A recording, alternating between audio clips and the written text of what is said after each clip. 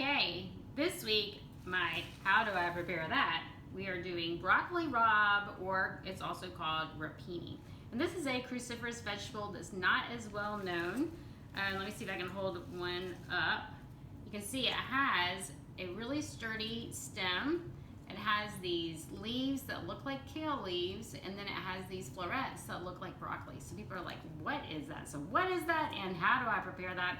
It's a cruciferous vegetable, so you can cook it the same way you cook broccoli or cauliflower or Brussels sprouts. Saute it, roast it, steam it, just put it in stir fries, that kind of thing. When we look at it, these thin stems are nice and tender. These thicker stems would be great through a juicer, but it's going to take a long time to cook them so they're tender enough for whatever you're cooking. So I do tend to strip everything off of this thick stem and then compost it or put it in your broth. If you're making a broth, put it through a juicer.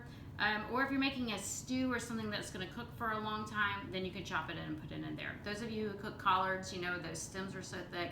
This is kind of the same thing. Still a cruciferous vegetable. Very high in vitamin A, vitamin K, calcium, and potassium. So this is a fabulous, fabulous food.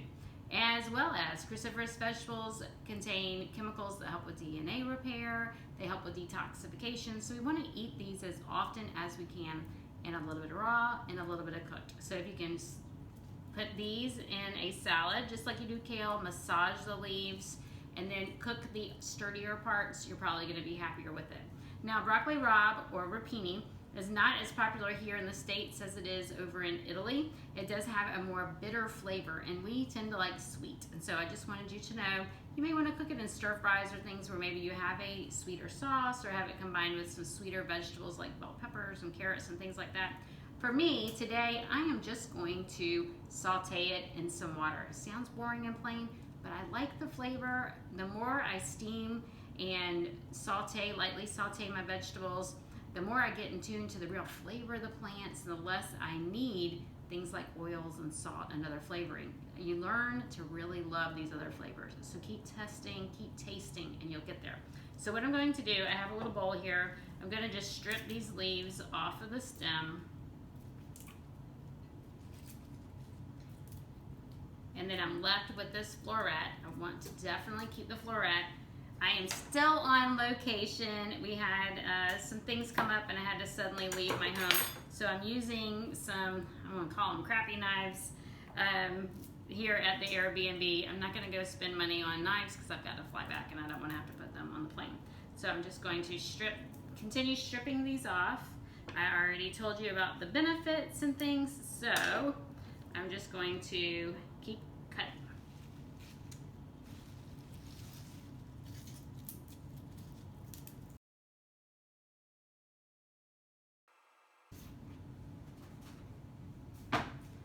Okay, for tonight, I only need about half of this bunch. So I have them on here. I have the leaves. You can see that's pretty big. When they saute, they're going to shrink just like all of our greens do. And here in the South, I'm from the South, traditionally greens are at the end of the cooking time, you add a splash of vinegar or some lemon juice. And it's funny that what we have found is that enhances the absorption of the vitamins and minerals when you eat them, as well as preventing the greens from turning brown. If you've ever cooked greens, you know they start turning brown as they cook. Helps keep the brightness, it gives them a nice tangy flavor, takes some of the bitterness away, helps it to be more digestible, and you absorb more nutrients. And so I'm going to saute these in water, and then I'm going to, because I'm on a different location without my things, I don't have any vinegar, but I do have some Bragg's salad dressing, which does have vinegar. So at the end, I'm not going to cook it in this. At the very end, I'm just going to drizzle a little bit of this on top. If I were at home, I would put about a tablespoon of apple cider vinegar on them to bring out that brightness, to add a little bit of tang, so I don't have to put salt and things like that. Okay, so I have this pan here behind me. We're gonna have to move the camera in a second.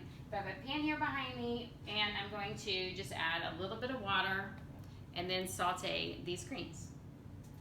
Forgot we have a garlic clove. We do have a garlic clove. Okay, so we're over at the stovetop. I have my pan nice and hot. That's my test. I can tell it's very hot. I'm gonna add about 1/4 cup of water. Turn it down. You don't have to be scientific. And I'm just going to throw these just how they are into our pan and saute them. If they start to stick, I have a little more water on standby to add.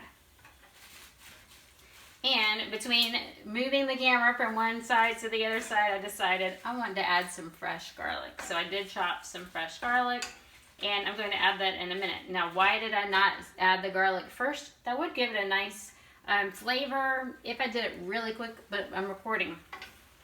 Garlic can scald very easily, and so it will get a really bitter taste. So I prefer to add it later on.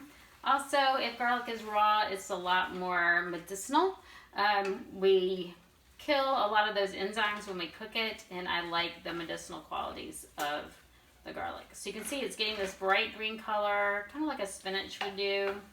You can see the stems are still pretty stiff, and so braising these greens would be really good.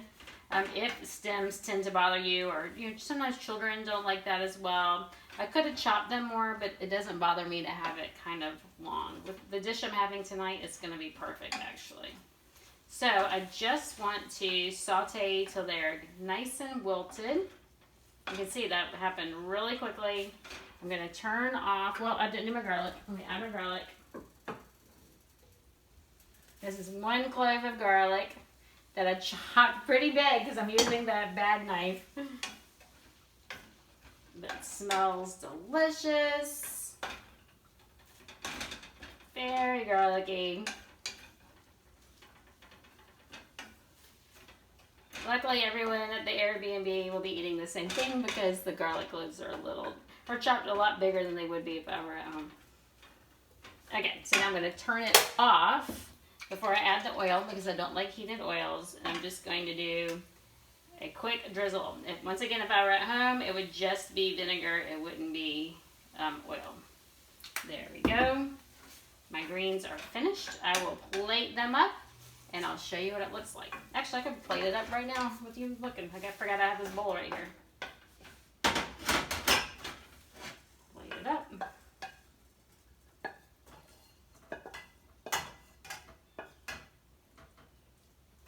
There we go. Here are my greens. So if you make this recipe, let me know. Like and subscribe to my channel.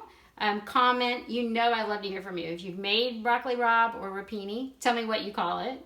Tell me how you make yours and what you do to give it a little bit of pizzazz and how you share yours with others. Anyway, I love to hear from you. Enjoy.